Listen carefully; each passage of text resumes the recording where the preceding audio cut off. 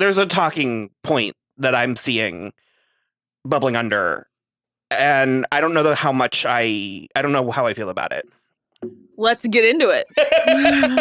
Well, specifically, it's like the James Gunn patented misogyny.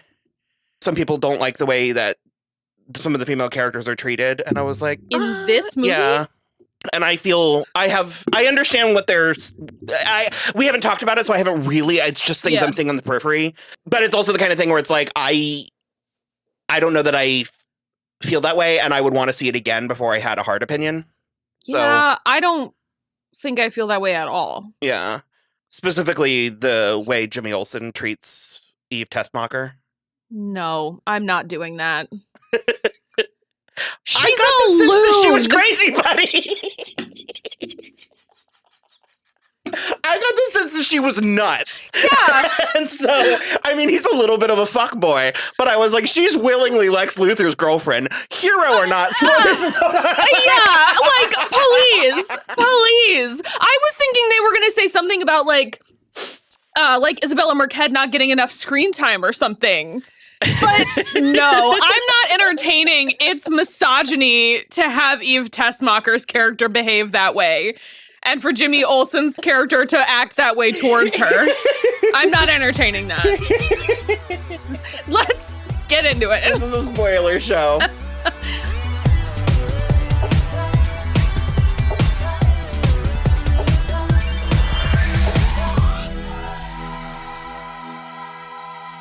Hello, everybody. I'm Will. And I'm Kristen. This is So I'm Watching This Show, your new favorite pop culture YouTube channel where we talk about movies, TV, music, and more. And as always, this is a spoiler show, so you have been warned.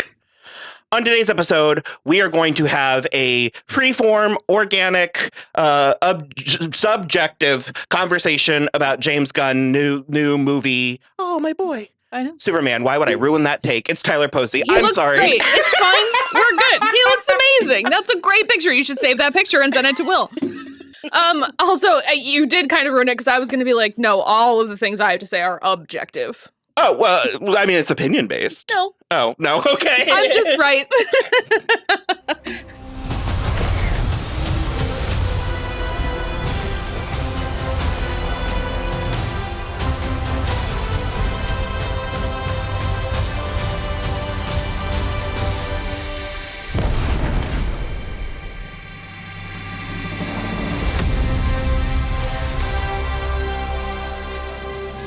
I loved it. Did you? I did. I liked it. I haven't decided if I loved it yet. You'll see it again with your mom, I'm sure. Yeah. I just I was like a little predisposed because in like the last like 2 weeks leading up to it, it's gotten to be a hot button topic of politics. And a lot of people were saying stuff like it's making like kindness cool again. And I was like, hey, what a great idea. I did like that it's about like a good man. Yes. Like and a man choosing to be a good man. Yes. So especially towards the beginning, there was the scene where he lets Lois interview him as Superman. That was the best scene in the movie. It was really good. And in addition to that, I absolutely loved that because I knew it wasn't an origin story because James Gunn was very clear he didn't want to do that anymore. I cannot express to you how much I love that she already knew he was Superman. But that's also part of the movie. Yeah. Like, we don't know until that scene. Yeah. Like, we're getting suspicions, but there's like, what exactly does she know? Yeah. There's like a slight question mark for 30 minutes, and then she just flat out says it. And then she finds out, or she like, lets us know she knows. And the thing he keeps coming back to about getting involved in this fictional overseas, Eastern Europe, Middle Eastern thing is people were going to die, and he couldn't let people die. He could do something. If he could immediately do something that would stop people from dying. Yes, and what I love the most about that, because in my head I'm just like, people die every day. Clark, what are you doing about that? But it was like, hey, Lisa Murkowski. No. Sorry. Wow. No, but the thing that I loved is that Lois didn't say that. Lois wasn't like, people die every day. Like, you can't save everyone. Because it's like his like reaching to save everyone is what's important about Superman. Mm-hmm. She also takes her job seriously and is good at her job. Oh my God. This was such a good Lois. Lois Lane. Such a good Lois Lane. Like, so I love Rachel Brosnahan anyway, because I watched all of Mrs. Maisel, Good, Bad, and Ugly, and she is exceptional. Their chemistry was amazing. Comes from actual chemistry versus engineered in a lab. Because I don't know that if I saw those two people out in public, I would be like, clearly they're a couple and a love for the ages. But you really get the sense that it's like she has a Cleopatra quality where it's like, she's obviously beautiful. I mean, she's a movie and TV star. Yeah. She can be made plain. Yeah. She's wearing a vest and a t-shirt and like sensible pants for most of this movie. That first outfit was my favorite outfit. But it felt real. Yeah. Like she felt like Lois Lane and not the concept of a leading lady. Sure. In it, because I think they've had a hard time with that. Yes. Especially with Kate Bosworth and Amy Adams. Yeah, I saw something that said, and I love Amy Adams, but I think she was kind of miscast a little bit. Well, yeah, I mean, redhead Lois, like, sorry. I love Amy Adams. I've been here for Amy Adams forever. And I've said it before on this show talking about Amy Adams, and I think she should have won the Oscar for her first nomination. I think she should have won for Enchanted. Also, yes. Or at the very least been nominated. Yeah, absolutely. The thing is, and I did see something else that was like, Kate Bosworth was only 22 when she did it, and it's like, she can't be this Pulitzer Prize winning journalist at 22. And like torn between two men. Yeah. And so Rachel Brosnahan is 34, and that makes a lot more sense. And it really works. And then also I saw a quote from James Gunn where he was like, we really wanted to get the best person for Superman and the best person for Lois, but not only that, we wanted to get the best people to be Lois and Clark, like to be them together. And they were like, they're both good separately, but they got it based on a chemistry test. Like they got it together based on a chemistry test. And you can just feel it. Like it feels like they know each other. It feels like they have been friends. It does feel like a new relationship. And she feels older than him, but in a way that not so much that she feels like numerically older, but she feels more. She feels wiser. Yeah. She feels more grounded. She feels more. And I really loved this whole movie felt lived in. Yeah. And that's the only or the main thing that made it work, because not only do you hit the ground running in a way that I've rarely seen before. That was incredible. No, I'm being so sincere. And I want to give James Gunn props, because we were both very put off by Guardians of the Galaxy 3 because of all the animal torture. And there were, to be fair, an amount of animals in danger in this movie. It felt warranted. But it wasn't, but nothing. This movie has teeth. Yeah, but nothing was being, vivisectionally experimented on. I am ultimately a fan of James Gunn. I don't like everything he does. Yeah. And he has an ability to be mean, which is a weird conversation to be having in this movie, because this movie is not mean. I think he's more effective when that edgelord quality, when that meanness is honed in, is reined in, maybe by just the rating. I'm not sure. Well, I think it's also, I do think it is character based. I think it's like whatever he is like pointing at. There are disturbing moments in this movie. There's one moment that's outright shocking as far as I'm concerned. And I'm largely okay with spoiler show when he kills when Lex Luthor kills the kebab, the cart. Oh, yeah. Food cart vendor. Hamid, I think was his name. It genuinely shocked me. I agree. The thing that got me, because I kind of knew that kebab guy was going, because as soon as Lex saw him helping Superman out of the dent in the ground, I was like, he's definitely gonna die. This is part of I haven't decided how much I like it yet, so this isn't necessarily a complaint or criticism. It's part of my assessment. There was too much. Like, there was a lot happening. And it did feel like, I don't know if this is universal, but I'm going to talk about it like it's universal.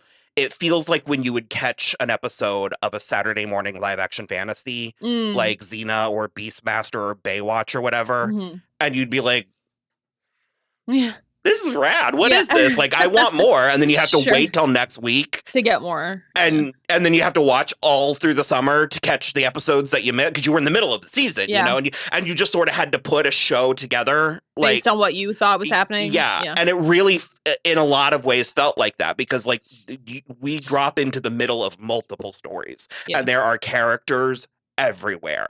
There's like a image of like all the character posters. It's like 30. Oh, wow. They all get moments. They all get little, like, why on earth do I remember that Beck Bennett's cat is named Persephone? Like, why wouldn't you? No, but I'm saying you specific. But I remember things beside that. Like, it's like there's just sort of little things peppered in all over that really, like, I wanted to spend more time. Like, I wanted to spend more time at the Daily Planet. Like, I want a movie that's just about the Daily Planet. Yeah, and like to go back to your thing about it feeling lived in, it was very like, does anybody want to talk about our Lord and Savior Lois Lane's apartment? That shit was amazing. Like, that was such a dope apartment. So you're totally right. It just is things like that. And it also feels like the Daily Planet team, you can feel them working. Like, you can feel how they work together. Like, and they're a well-oiled machine. But also, and like, and this goes back to the Lois Lane thing where it's like they like her and they respect her. Yeah. Like, there's multiple saviors in this movie. Like, there's not one specific moment, but it's like the Daily Planet reporting is what sort of ushers saves in the day. Yeah. And I really love that. This Nicholas Hoult performance is so good. Okay. I buy it so much. I have been a Nick Hoult fan since About a Boy. Since the very beginning. I have loved everything I've seen him in. He's in love with Superman. Oh, 100. Okay. I was like, this is not subtle. Like, if I had to guess, if I was to go on AO3 right now and find out from Smallville what's the top ship, it's Superman and Lex for sure. I'll put money on it. I was just sort of like, oh, he doesn't even like his girlfriend. Like, of course not. Before we get too deep into that, one of the things I was going to say, which I told Will last night, is it was actually so nice to go see a superhero movie that is like unburdened from expectation. Like, it's not trying to fix sins of the past. It's not trying to course correct or right. It's not trying to, it's like, and even though it is sort of like the beginning of this new James Gunn DCU thing, it doesn't feel like it's just not burdened by any expectation. And that was so refreshing. Like, every Marvel movie I see now has this burden on it where I'm like, do something. I'm Dead Man Walking with Fantastic Four. Me too. I never heard when they stopped doing emergency reshoots, and it comes out next week. So, and this reminded me of so many different childhood experiences. Yeah. Like, it reminds me of the first time, like, the neighborhood kids were playing, and I was like, "What are you playing?" And I was like, "X-Men," and they were like, "X-Men," and I was like, "What's that?" And they were like, "Oh, this, and this. Go." Yeah. And I just was sort of like, "Okay, I'll be Storm. I don't know what that means, but I like the cut of it. Like, I like the way it sounds." Yeah. And so it kind of felt like happening upon a sandbox, just like riddled, just littered with toys. Yeah. Like, they were everywhere. Yeah. And I'm like, what does this one do? But what does this one do? They're also good toys. like, they were really good toys. Like, it wasn't somebody like dumped their off-brand toys. It was like somehow it's all name brand toys. And they're amazing. What exactly was it about? Lex started a fake altercation in this. It was because, like, Boravia or whatever it was called, Boravia, I think, is like a very Eastern European country. And then, it's like Jahanpur, something like that. It was like a Middle Eastern. Vaguely Middle Eastern. Yeah, that's what it felt like. And they were clashing. And so he basically was working with the Baravians to make this conflict happen in order to get Superman over there so that he could discredit Superman. And then in the background, he had made a deal that once Baravia invaded and like got rid of the other country, he gets half of it to call like Luthorvania or something. I don't remember what it was. It was really stupid though. It was like a really dumb name. And I was like, how long did that take you to think of, Lex? Or like Lexoria or something. Yeah. It was something really stupid like that. So he was going to get half of it, and then the Baravians were going to get the other half that touches their country. And what Lois essentially finds out during is that he's been selling arms to Baravia for like pennies on the dollar for years so that they could accomplish this, because when he does get his half of the country, the like mineral and like oil deposits in the country basically are going to give back his investment like 100-fold. So like a completely original, unique plot. No. It's exactly what's been happening for the history of time. All the while he's throwing everything he can at Superman. Yeah. And there is the Justice Gang who is already established. It's does that work for you? It's so stupid. And like well, they give Nathan Fillion that stupid haircut. And it's comic accurate. Sure, but it also like disarms you. Yeah. Where you're like, the hell is this shit? But then the rest of it works. Yeah. So it's sort of like a look over here. Like and there was a lot of that type stuff. So Nathan Fillion is Guy Gardner, he's a Green Lantern. And then Isabella Marquette is Hawk Girl, who is awesome and just like shrieking through the air. I'm obsessed. There's so many characters that like, I think that in the grand scheme of things, they all were served well. Sure.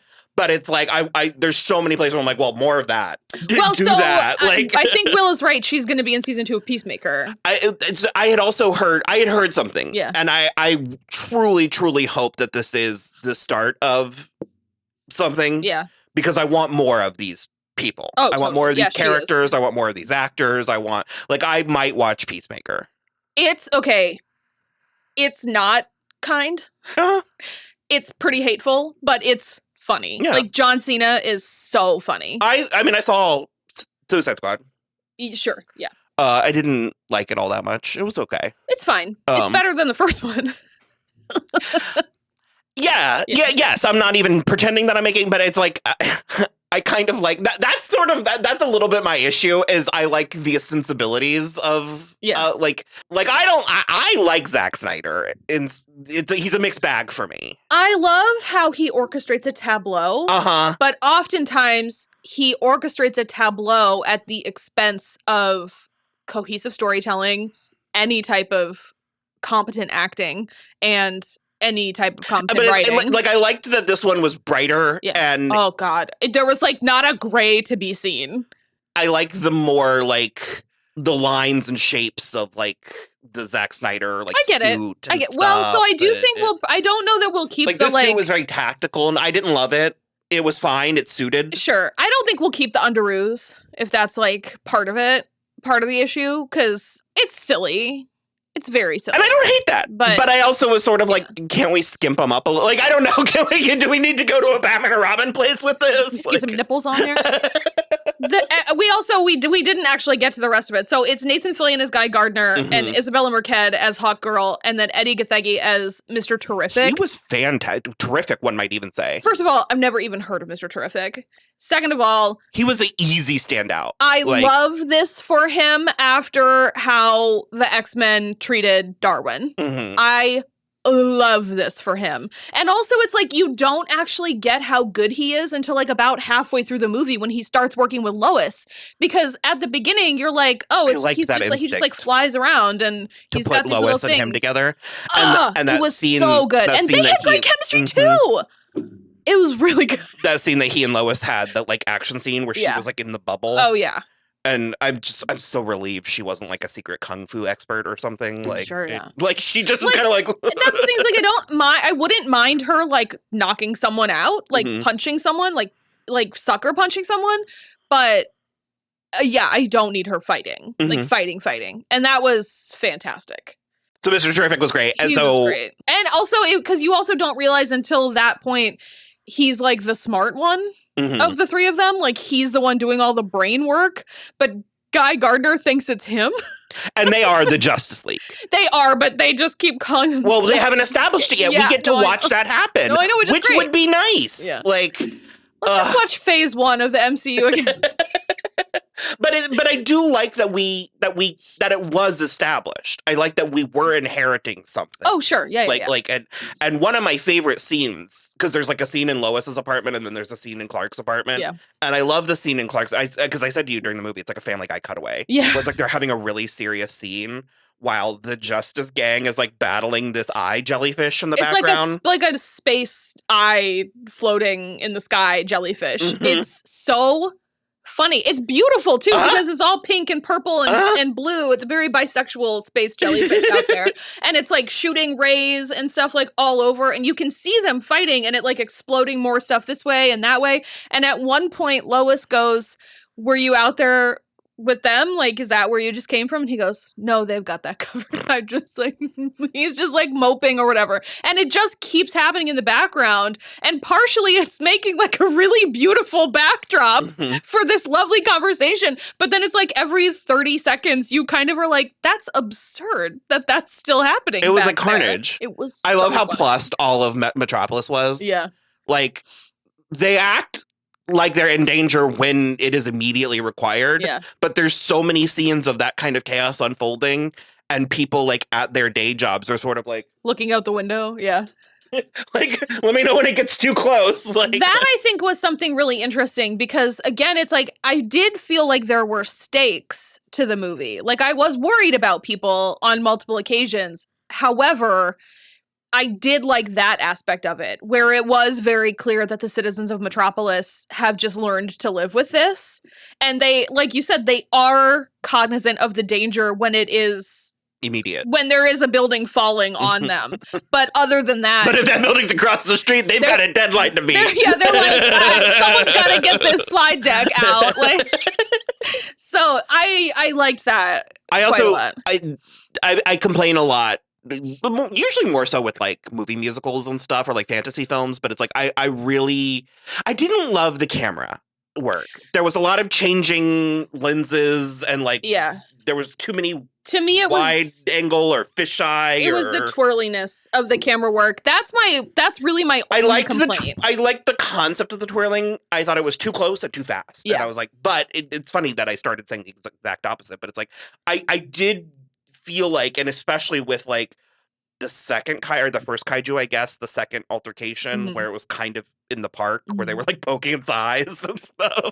I do. So that's the thing, is like, wasn't distressed. If it was distressed, it would have been too far. Right. But it was just like upset. It wasn't like sad. It was just like, come on. Like, but that is actually something where I kind of can't believe they haven't been able to make a Green Lantern work, because it's such an interesting idea. And his, like, specifically with that kaiju, where he used his Green Lantern, like, powers or whatever to, like, prop its eye open. And then, like, a finger in the middle of that just started poking it. Like, it was, like, a little, like, Punch and Judy doll or whatever. I mean, that was hysterical. And it even had the, like, bling, bling, bling sound. I think it's because it's, like, it's easy for a character like that to be overpowered. It's like, when you can do anything, how do you? And because but it's Superman, like a whole society, right? Like, I think so. I don't know a ton. You can like become a Green Lantern. Yeah. So I'm not sure. But so I did want to say that one of the main things is that the way that Lex Luthor's doing that is he has these like tunnels everywhere around the world, I guess. Yeah. And they are connected to a pocket dimension. Yeah. They did keep saying pocket universe. Okay. I don't know if there's a difference. Where he just sort of that's where he does everything. Yeah. And that's where he has like his prisons and his experiments. And there's like a plasma river that's like a rainbow going into a black hole. Was it plasma? It was definitely something like that. But that was a byproduct of the pocket universe. Yeah. There were points where I was like, I could feel my brain straining well, trying because to contain what was... Mr. Terrific was very like, this is a dumb fucking idea. He was like he said something about like one... Again, it's just so relatable. Yeah. It was like 1 pecameter off or something, and you're ripping through the known universe. It's like, you shouldn't be doing this. And then we find out that, yeah, Lex has doors all over the world because he's getting the Baravian president. They're like meeting in the pocket dimension to like figure stuff out. It was cool. It was just a really lot. Cool. It was really cool. One thing I'll say is I hope he comes back because I do think that they underutilized Anthony Kerrigan. The elemental guy. That's not what he's called. Metamorpho is his name. Yeah. He was a little much. Again, not in I haven't decided how I felt. I haven't decided. Him and the baby was a little much. Well, that's why I'm sort of hoping. I kind of felt like for me, that was almost like the orc babies in Rings of Power, where it was like, this might be a bridge too far for me at this very moment. Well, I might be open to it later. It did seem like he had that baby with a human woman because he was at an apartment with a human woman later. Okay. Yeah. Okay. So that's sort of interesting to me. The thing is that I love Anthony Kerrigan because Barry was so good. And then also he played a not similar, but like similarly in makeup character in the Bill and Ted movie that came out a couple of years ago. I think I was trying to make him the Martian Manhunter or no. Yeah. From Supergirl. I'm sure we'll get that because they also made a crack. Someone called Clark a Martian and he goes, wrong planet, but like, nice try. And I was like, well, so we're going to get a Martian Manhunter at some point.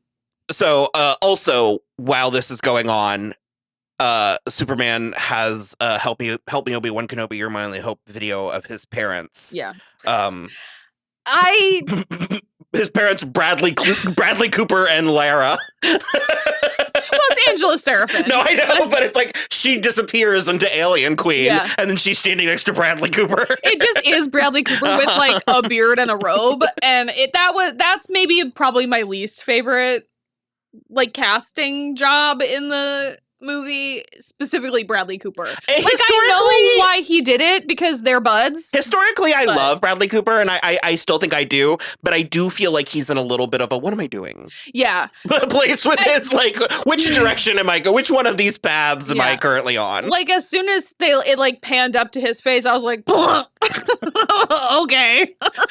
But that was real. So apparently the whole thing was real because multiple people made a very specific point to say even the part after that had been corrupted in the crash was real, where they were like... Because I just assumed Lex doctored it. No, like more than one person said it could not. I kept waiting for that reveal and it just didn't happen. And when I was like, Mr. Terrific was like, it's real, I was like, okay, it's real. Because they were like, you have to... We're sending you here with like hope and blah, blah, blah. And then it like always cut off. And the rest of the message was get a harem of women and rule over the planet. Spread your seed and become their god. And what the fuck? Which is like wild and bonkers. So then, Lex uses that as like more ammunition to like discredit Superman, and it works immediately. I mean, like within 1 second of it, like dispersing. But also, he has that team of monkeys. That was so fucking funny. That was really. It funny. was like The Simpsons, where he's like, you put enough monkeys and you'll get Shakespeare. Yeah. Let's see. It was the best of times. It was the blurst of times. You stupid monkey. You shut up. But there's all these monkeys just strapped to computers. That's like, also not Shakespeare. Sure. But that's hilarious. I don't know that I ever put that together. That makes it funnier. And Mr. Burns has like a whole bunch of monkeys like trying to type. That's super funny. I was like 7, so I don't know that. No, but it's like very funny. It's a tale of two cities. Yeah, no, I know that. I do know that, but I again, I was like 10, and so I thought the joke was that they were so close. Yeah, no, I mean that's part of it for sure. Oh, brother, that's funny all over. So he had him and so fucking much. Lex and the Engineer and Tess and Ultraman. Yeah, Ultraman was a step too far for me. Oh, okay. Like not in like a like it just I didn't. I didn't need a Winter Soldier plot in the middle with everything that was happening. Yeah, sure. It was a little... I know it's how they got into the Fortress of Solitude. Yeah, you're right, though. It was a little tacked on at the end. So basically Lex cloned Clark and like with some sort of DNA left at one of the scenes. Yeah. And then you're right, Winter Soldier and Superman. And then he's like feeding fight moves through. He just is in love with him because it's like, how obsessed do you have to be to comb through footage of your rival so that you can you can label with letters and numbers fight moves in order to fight against he has this like team. It's like the people are like a human keyboard. Cause he's just like, as he's fighting, he's like shouting out like commands, like it's like video game controls. Yeah. And it's like they're programming. But you'll notice he's not actually doing it. Yeah. Because the billionaire is bad at video games. And has to pay people to do it for him.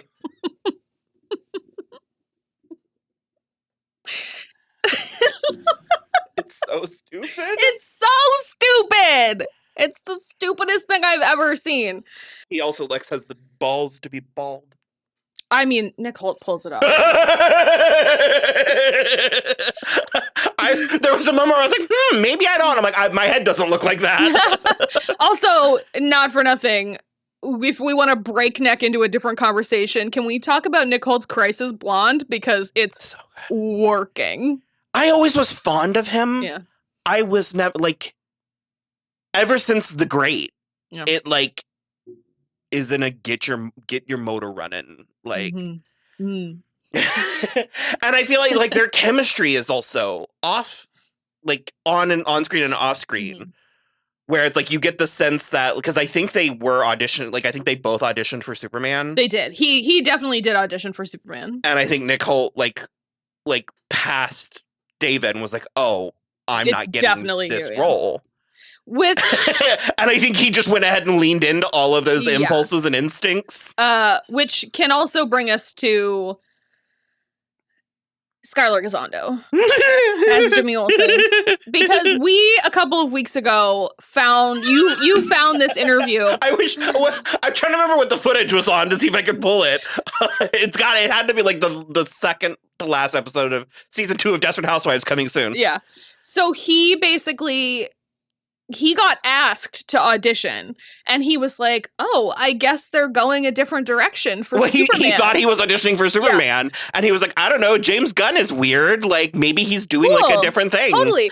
And then he got there, and they were like, no, we want you to read it for Jimmy Olsen. He goes, oh, okay, sure, totally. But then what's hilarious to me is that neither Clark nor Superman are like a ladies' man, but Jimmy Olsen is. All the women in the office are eyeballing him from across the way.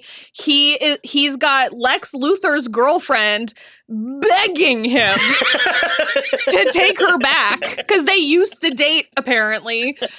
I was like, no notes. It was so funny.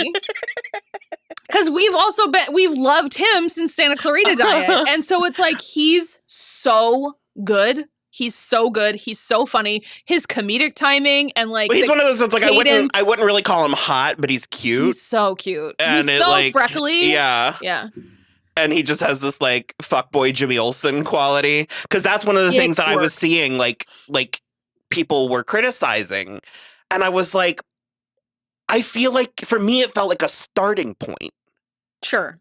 I also saw something, and I don't remember if it was just like somebody saying, I wish this would happen, or it like happening, but I saw something that led me to believe that Jimmy and Eve and the Justice team were like gonna be on other thing, like a show of their own. That would make sense.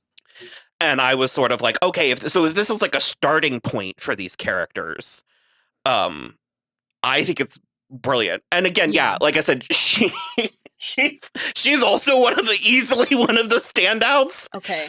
And her name is like Sarah Sampaio or something like that. She's a model. She was so good. Also, I called it early because so immediately she's like getting in touch with Jimmy Olsen kind of the whole movie, and she's like, I like don't I don't like him anymore. Like, he's mean to me. Like, we don't have anything in common. I miss you, Jimmy Olsen. Like, but he is also not having it. He's like, sure, we'll hang out. Just send me whatever you like. Get me some information, and we can try to take him down. And so then when she finally does, it's just a bunch of hot selfies, and I was like, she's literally selfieing herself every time he's doing crime. You were. I was like, it's in the. I was like, it's in the background. And you were like, look behind her, idiot. Yeah. And Lois does, but I just my favorite is her just laying on the desk. Yeah, and with all of this classified, like with like a really illicit contract right behind. I mean, so funny. Because again, it's like, and it's stuff like that where it's like, oh, like a superficial, social media obsessed, like pretty girl feels very low-hanging fruit. It feels very trite. It feels very cliche. And that's where, again, for me, it worked, where I was like making her nutty. It reminds me of like the conversations that we were having with season 1 of Lost with Shannon, where I was like, make her funny. And like, she gets to a couple awful, times. But make her funny. Yeah. And you're right. It's like the fact that there's just so many of these like war, and this goes back to like the whole Metropolis thing I was talking about. But there's so many like war scenes, and she's just like, ugh. Yeah. Like, it was hysterical. And so she finally does send that, but it's like she like wraps her body around him at the end of the movie. I wanted to see her weird shrimp toes. Yeah. But at that point, she gets captured and put in the pocket dimension. That's what cage prison. That's what I was thinking. Yeah. So when people talk about James Gunn misogyny, I was like, oh, he's gonna catch her and brutally murder her. That's where I thought we were going with it. And when that didn't happen, I was like, no notes. Yeah, no. Like, I think it's fine. And the thing, because as we were walking out, like that kind of Game of Thrones-y, like, well, this is a dangerous game. Of course. But that also doesn't make any sense, because he clearly doesn't give a shit about her, because all he cares about is Superman. So it's like, it would be so out of character for Lex to care that much about this girl who betrayed him. Like, I was even surprised that we literally see the other ex-girlfriend of his freed from prison and getting her reunited with her family. Yeah. I was like, this is there's so many layers. Because it was even as we were leaving the theater last night, you were like, there was so many female characters. There's like 10. And I was like, notable, like named. Yeah, I have with like distinct personalities. 100%. I've never had a real issue with how James Gunn treats women.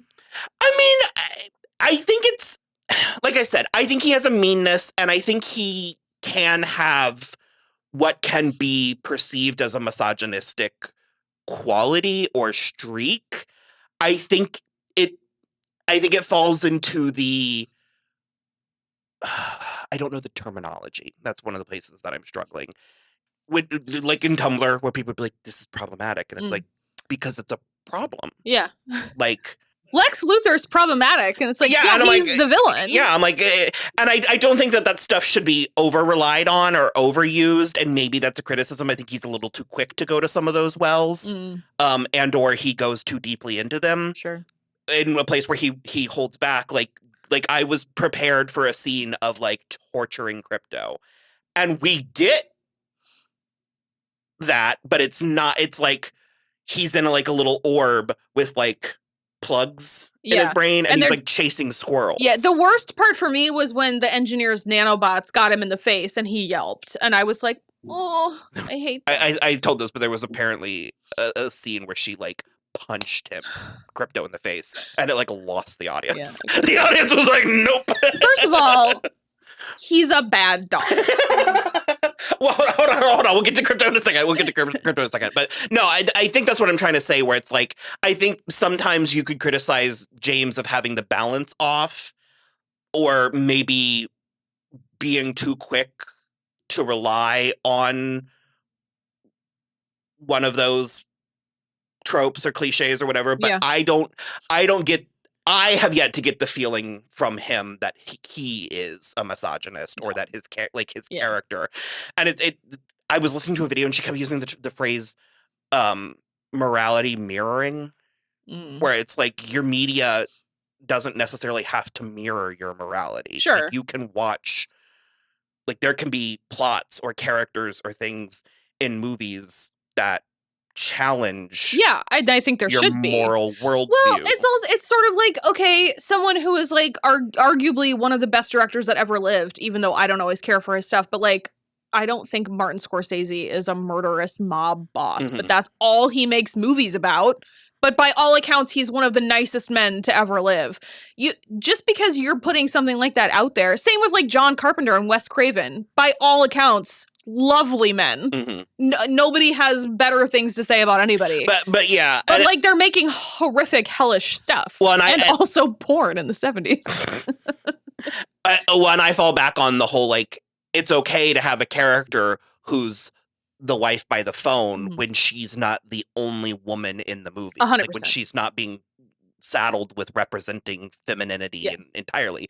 And so when I was like, there were a lot of women in this movie. Because there were several women on Lex's team. Like notable. I didn't quite get names. No, like, most of them didn't have names, but it was like the engineer, and then he had the one blonde one that was kind of a foreign accent, and then at least one or two others that were just like in his little office. And then the Baravian president had a bunch of female advisors, and then there's Lois, and then there was Cat Grant, and then there was two of Lex's girlfriends, and like and then Ma Kent and Hawk Girl.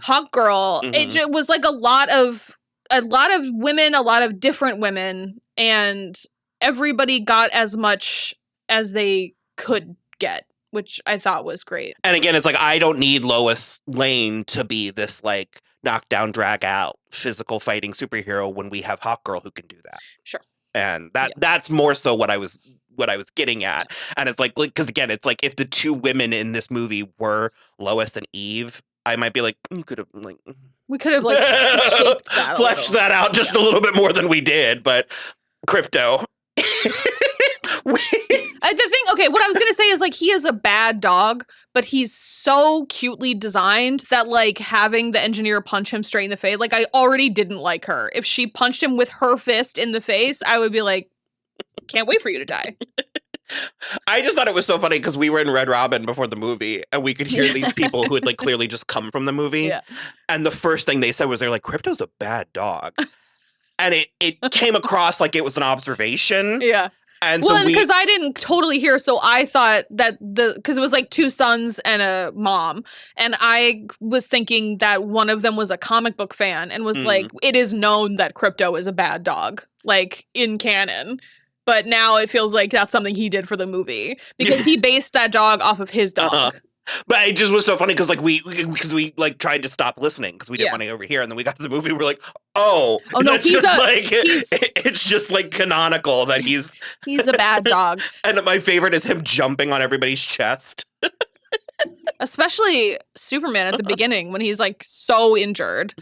And then it turns out that he is Supergirl's dog because she comes from a red sun planet where she goes to party at the very end of the movie. Shit-hammered Millie Alcott. I was about to say hope is a dangerous thing for a girl like me to have, but I am so optimistic, so hopeful for hot mess Supergirl, for like hot mess get her life together, like meet the rise to the occasion Millie Alcott. T or K? K, C-K. Alcock. Okay. It's Alcock. Okay. That's what her last name. I'm hoping. Also, it's Jarhanpur. Okay. Is the name of the country. I was like, I couldn't find anything earlier, and I just did. The leader of the Baravia. Right? Yeah, Baravia. So the president, he was. Yeah, it was really pretty good. Oh my God. I was gonna say too, if we're wrapping up, it was I was torn about it when we were in the movie because I kind of was like, oh, I kind of would have maybe liked, a couple gotcha names or whatever. But Ma and Pa Kent, love it. They just look like they are from Kansas, and one of them is Pruitt Taylor Vince. Yeah, he's like a great. Such a good character actor. And the mom was great too. And that was just, you said to Will how much you liked that she called the TV the box. So they obviously we have to go back to Kansas because he's injured and he can't He couldn't leave Krypto there because he would kill the cows. Well, that as well. But so we got to go back to Kansas because he's got to recuperate, and like Lois obviously has to like see where he comes from because it's a measure of trust and all of this stuff. But the next morning he's talking to his dad because he's talking to Pa Kent about the rest of the video image, and he's like, everything I am is a lie because it's not what I thought they wanted me to do. And that was really beautiful too, because his dad was like, all that we are here for is to like try to put you on the right path, and you have to make your own decisions. Like, it doesn't matter what they wanted you to do. It matters what you are doing, which I loved. I always love stuff like that. But then it was very like the Thor, the like everyone fails at who they're supposed to be. And to bring it to something also, which is the TV show Angel, there's this season 2 episode where he has this line that says, if nothing you do matters, then all that matters is what you do. Mm-hmm. And I mean, that's just such a good encapsulation of acting like a person. And so as they're having this conversation, there's news going on in Metropolis. And so Ma Kent comes out of the house and goes, Clark, there's something on the box you ought to see. And we get inside and it is a flat screen TV. But I love that she's still calling it the box. That like tickled me so much. It was so funny. Well, it's like my family still calls it a clicker. Yeah. Because they used to click. Yeah. And people would be like, I'm sorry, what? The pardon? The remote? Yeah. No, I was really into that. I liked it. I thought it was really great. I knew I liked it because I came home and wanted more. Like, I wanted to consume more. And so, like, that's where it's like, exactly how much I like it, I haven't decided. And I know I like the world. I like the characters in the world. Do I necessarily think it was a good movie? That part I'm not sure. I think yes. I'm saying yes. I wasn't bored. I wasn't bored for a single second. And in the summer of 2025, I feel like that is saying something. It is. Like, and so it's like, I don't know that this is the new wave. Like, I don't know that we have properly entered a new era, but this certainly felt like we're heading, like this is a step in the right direction. Yeah. And if it's not this movie, maybe 2 or 3 movies from this. It feels like you're totally right about it's like, I want more in this universe. And if this is how this is the baseline of this universe that we're going through for the DCU, I'm here for it. I like the anything's possible. Yeah. The fantasy, like this is a world that I believe Atlantis is in. You know what I mean? Like, sure. I got like Barbie montage choked up at the end when the robot was like, put on the footage of his parents, it makes him feel better, and it was montage Kent. It was just like a circle. He wanted 4. He wanted to name. Gary. It was so good. Littered wall to wall plot, characters, details. Yeah.